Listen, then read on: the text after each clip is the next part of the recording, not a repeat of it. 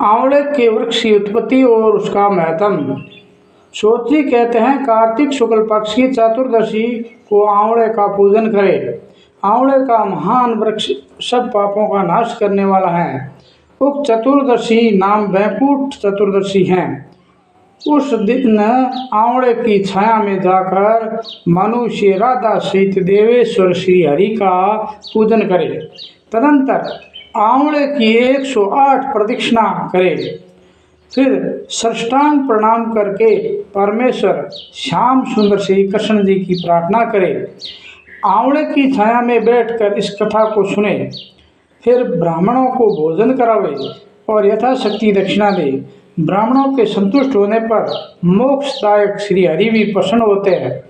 पूर्व काल में जब सारा जगत एकावर्ण के जल में निमग्न हो गया था, समस्त चराचर प्राणी नष्ट हो गए थे, उस समय देवादिदेव सनातन परमात्मा ब्रह्मा जी अविनाशी पर ब्रह्मा जप करने लगे थे।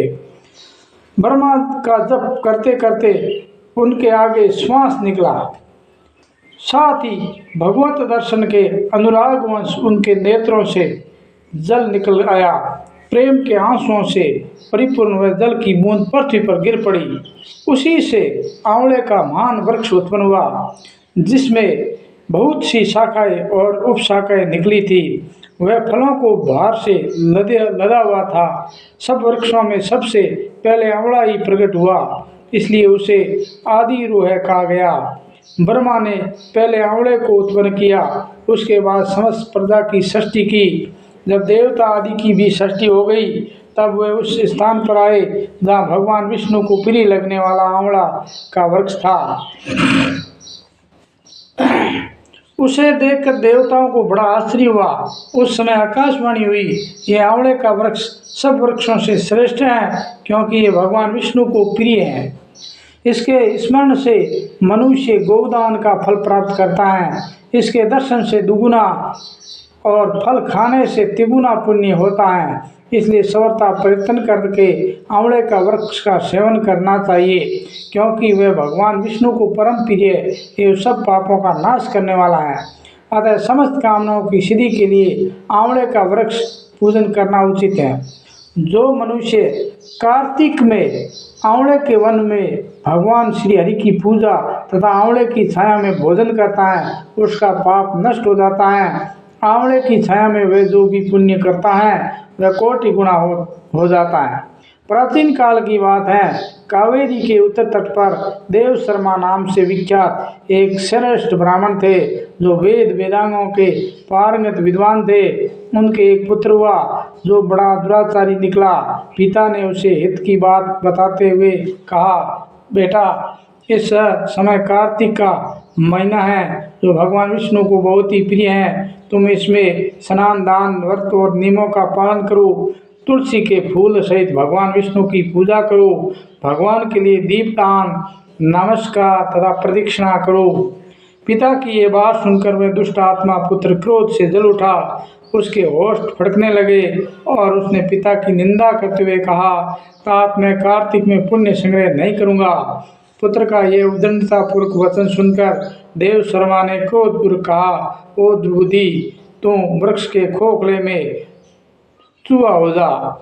इस श्राप के भय से डरे हुए पुत्र ने पिता को नमस्कार करके पूछा, पूज्यवर, उस घृणित योनि से मेरी मुक्ति कैसे होगी, ये बताइए। इस प्रकार पुत्र के द्वारा प्रश्न किए जाने पर ब्राह्मण ने श्राप निवृत्ति का कारण बताया। जब तुम भगवान को प्रिय लगने वाले कार्तिक व्रत का पवित्र महात्म्य सुनोगे, उस समय उस कथा के श्रवण मात्र से तुम्हारी मुक्ति हो जाएगी। पिता के ऐसा कहने पर वह उसी क्षण चूहा हो गया और कई वर्षों तक संगन वन में निवास करता रहा। एक दिन कार्तिक मास में विश्वामित्र जी अपने शिष्यों के साथ उधरा निकले तथा नदी में स्नान करके भगवान की पूजा करने के पश्चात आंवले की छाया में बैठे। वहां बैठकर वे अपने शिष्यों को कार्तिक मास का महत्म्य सुनाने लगे। उसी समय कोई दुराचारी व्याध शिकार खेलता हुआ वहां आया। वह प्राणियों की हत्या करना वाला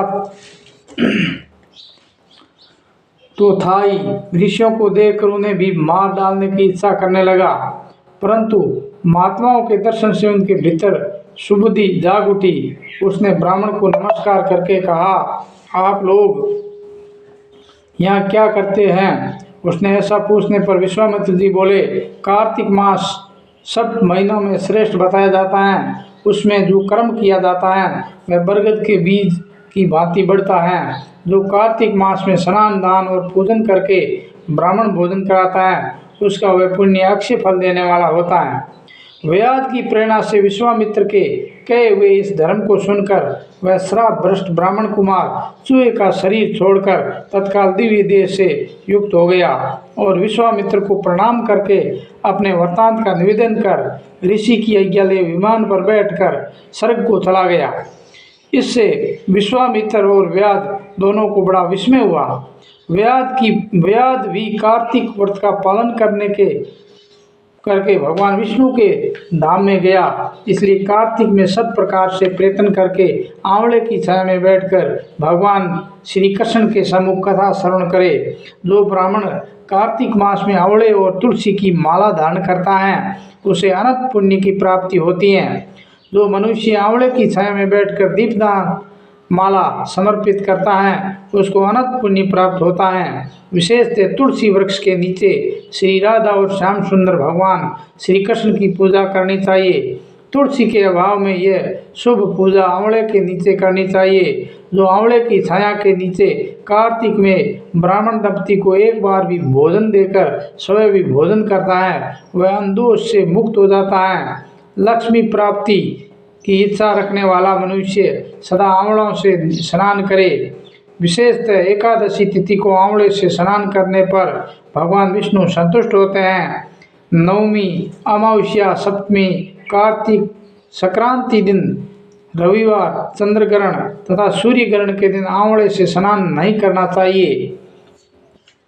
जो मनुष्य आंवले की छाया में बैठकर पिंड दान करता है उसके पितर भगवान विष्णु के प्रसाद से मोक्ष प्राप्त होते हैं।